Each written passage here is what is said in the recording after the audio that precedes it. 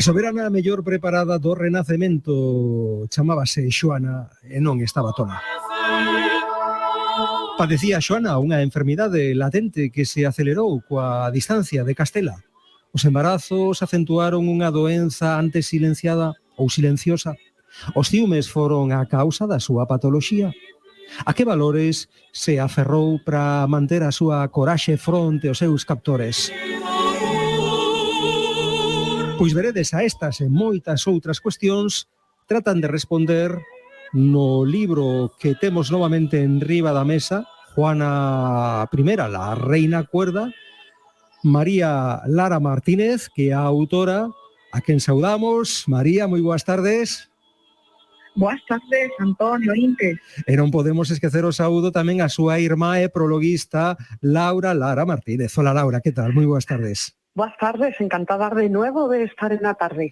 Durante case 50 anos, Xoana, a raíña máis famosa de España e pola contra con menos poder, estivo confinada no Palacio de Tordesillas. Hoxe queremos falar un pouco de como se empezou a xestar esa historia da loucura en Xoana e que enfermidades se lle atribuíron. Laura, é posible realizar unha análise psicobiográfica? María lo realiza de forma magistral en su nuevo libro, en Juana I, la reina cuerda, porque ya está bien de que a lo largo de 500 años se haya cargado con ese estereotipo, con ese insulto a la hija de Isabel la Católica y de Fernando el Católico, que más bien pues es el príncipe de Maquiavelo, el fin justifica los medios. Si hoy pensamos en alguien que aparezca con una dolencia mental, con una enfermedad y comparezca ante el psiquiatra, en ningún caso va a salir con el diagnóstico de usted está loca o usted está loco. Entonces, dentro de todo el espectro de enfermedades mentales, ninguna tiene ese calificativo y, sin embargo, a nuestra Juana, la llamo así porque ya me siento su madrina, y María está luchando por ella mucho más que su madre, que la reina Isabel. ¿Por qué se la ha llamado así? Porque hay placas, cuadros, obras de arte que dicen la reina, doña Juana la loca. Hombre, no me llaméis doña, pero tampoco loca. No libro hai capítulos ben interesantes. Un deles está titulado así, La teoría de la conspiración. Que destacas nel, María? Efectivamente, porque es que se puede hablar de conjuras, de confabulación, porque fueron 3 personas de su familia muy cercanas, su padre, su marido y su hijo, quienes más alentaron esa leyenda falsa contra Juana. Yo no la contradigo porque me caiga bien el personaje, sino por los argumentos que obtengo de los legajos.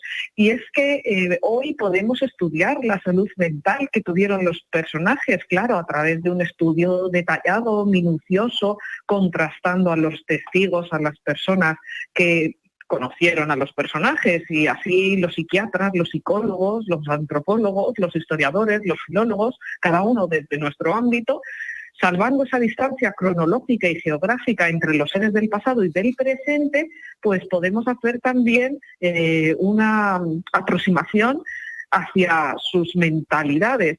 Y lo que me resulta muy curioso durante el proceso de escritura del libro es que la historia ha sido mucho más benigna con Juana que la psicología, porque desde el siglo XIX, principios del XX, cuando se empieza a abrir paso la psicología y también la psiquiatría con Freud, pues vemos cómo los historiadores generalmente a lo largo de estas últimas décadas han desmentido la locura de Juana. Sin embargo, ha habido incluso psicólogos que han dicho que estaba rematadamente loca, pero hace tan solo unos años. Y bueno, pues es que no se puede utilizar ese término. La psicología rehúsa el concepto de loca o de loco para cualquier persona. Yo lo explico en mis clases del grado en psicología, rama Ciencias de la Salud.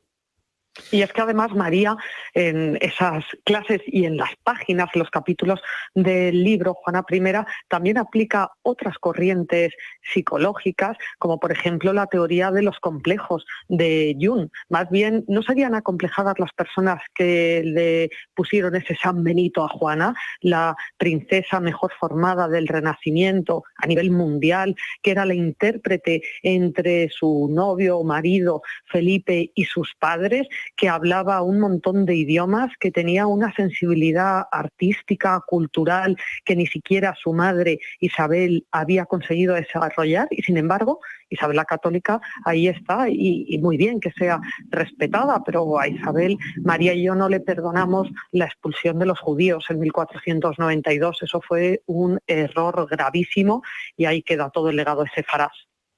María, entre a esquizofrenia e o capote histórico, onde situamos a esta raíña, Xoana?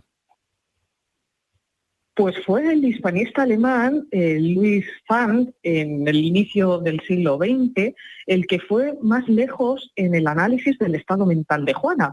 Según Fand, había rasgos que mostraban de forma inequívoca todos los caracteres de la esquizofrenia en la reina. Pero este estudioso alemán después investigó otras biografías, como la de Felipe II, el nieto de Juana, de Carlos II, el último de los Austrias, y de otra Juana, Sor Juana Inés de la Cruz, que no era pariente de Juana, pero sí tocaya, jerónima y escritora mexicana, pionera en la defensa de los derechos de las mujeres.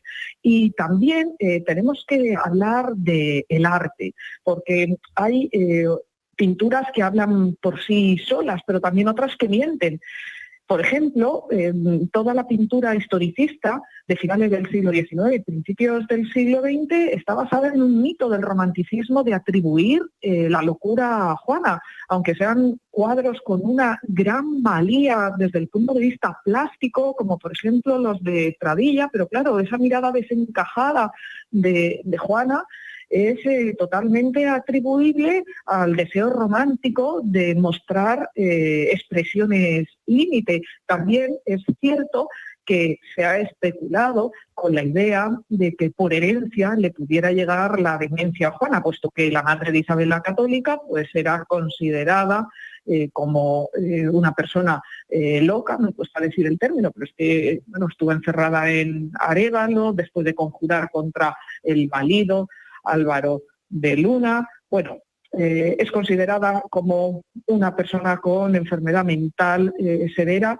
a lo largo del tiempo, la abuela de Juana. Y luego, andando los años, el bisnieto de Juana, Carlos de Austria, el hijo de Felipe II, bueno, pues tenía un trastorno límite y grave de la personalidad, en el sentido de que atentaba contra las personas de la corte, tiraba a las criadas por las escaleras, trataba de asar liebres vivas, pero bueno, el hecho de que su abuela y su bisnieto tuvieran esa enfermedad mental no quiere decir que ella fuera la cadena transmisora, y además es que ella no tenía su corta vida en libertad tampoco tantas experiencias, porque desde los 29 hasta los 75 años estuvo encerrada y demostró paciencia, que en algún momento perdió los nervios porque se enfadó, lógicamente, estaba aburrida, encerrada, sin poder ejercer no solo el derecho de reina, sino el derecho de persona que no ha cometido ningún delito para caminar en libertad. Estaba peor que cualquiera de sus súbditos. E como dicía antes Laura, os complexos na súa familia repercutiron a ela, repercutiron nela? Sí, totalmente. Claro, porque... Perdón, non sei se quería falar Laura ou María. María. Adiante, Laura. María. Laura. Bueno, pues mira, cuando hemos estado ahora en Polonia como profesoras Erasmus Plus, en el Carolinum, en el liceo, había dos cuadros en la biblioteca. Uno era de Carlos de Habsburgo, que fue bisnieto de Juana. Otro era de Carlos Basa, que fue tataranieto. Ambos eran la estirpe de Juana I. Sin embargo, ellos pues han quedado como emblema de cultura, de saber, fueron los que auspiciaron la creación de ese centro de formación de la Compañía de Jesús en 1623. Se ha conmemorado el 4º centenario ahora. Bueno, pues de ellos se dijo eso, de los otros miembros de la familia también.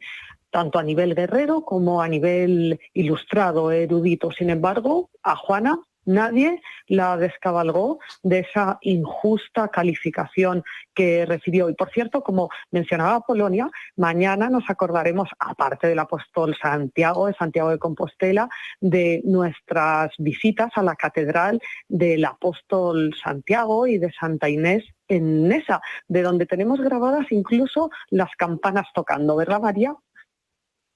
Allí en Polonia. Sí.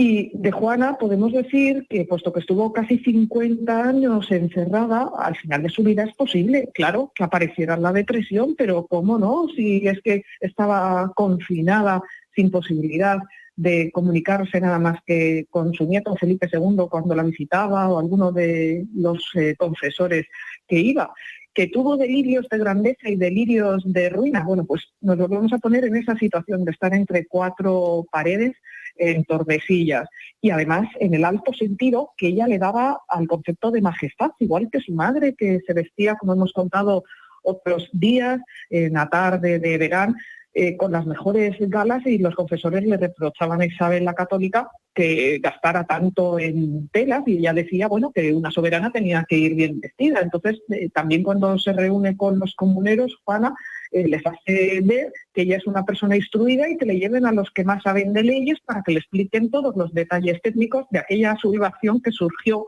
Convocaron las Cortes en Santiago de Compostela y después en La Coruña para reunir el dinero con el que Carlos iba a financiar su coronación.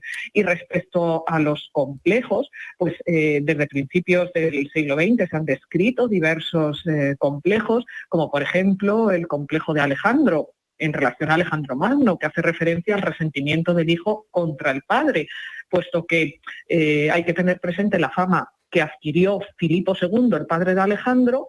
Pues el héroe macedonio, Alejandro Magno, parece que llegó a pensar que su padre no le dejaba nada por conquistar y luego, sin embargo, lo superó. Bueno, pues a lo mejor es el momento de formular, igual que el complejo de Lestra o de Edipo, o el complejo de Antígona, que describe la sensación de la muchacha que no puede buscar una pareja, sino que tiene que estar continuamente atendiendo a sus padres y no tiene una vida propia. Pues a lo mejor hay que describir, como sugiero en Juana I, la reina cuerda, el complejo de Carlos V, el que quiere tener todos los poderes de su madre antes de que ella desaparezca. Juana I, la reina cuerda. María Lara Martínez, Laura Lara Martínez, feliz verán, moitísimas grazas por estas achegas onde pudemos ter unha perspectiva, unha panorámica ben distinta, ben diferente da que nos foi trasladando a historia ao longo do tempo desta raíña máis famosa de España, con menos poder. Moitas grazas, María, grazas, Laura, un saúdo cordial. Encantada siempre.